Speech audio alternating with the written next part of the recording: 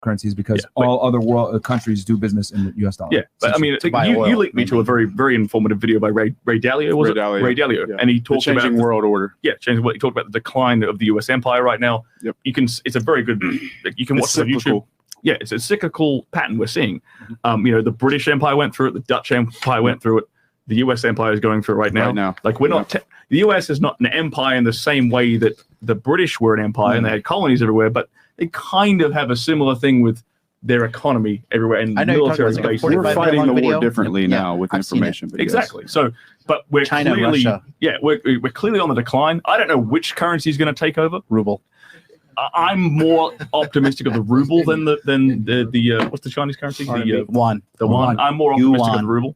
But I definitely think within at least 10 years, we're going to see that disappear. I think. What country do you think is going to take over as a reserve currency? We said it, rubles. I think Russia. Because they got to pay all that European gas money now, because Russia is distributing all that gas upon Europe. And then the Germans just rolled over and showed their belly that they're gonna they're gonna pay up. And you look at that, like Russia, Spain is gonna be next, and then Scandinavia is gonna be next because it's all run by women. The reason why I'd be optimistic on the ruble is because Russia is about the only country in the world that is kind of giving a finger to the west, to the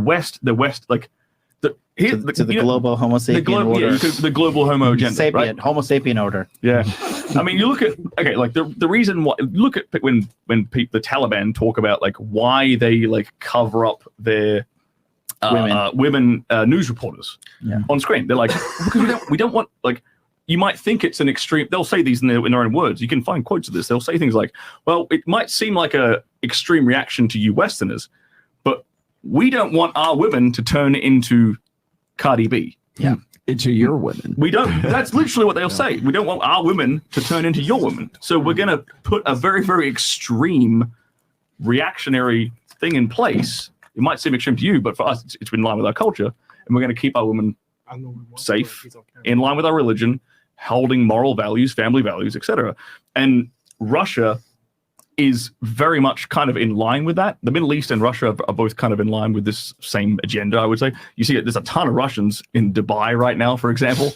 All of the Russian oligarchs fled to Dubai. There's a ton of jets sitting around, private jets sitting around in Dubai right now, which they can't sell because of the sanctions. Yeah. Right? So you got all this Russian money just sitting there in Dubai. So it might be the ruble, or it might be some kind of Middle Eastern currency as well. That's kind of Did you see the power shifting, definitely. The Russians counter flag to the American rainbow flag?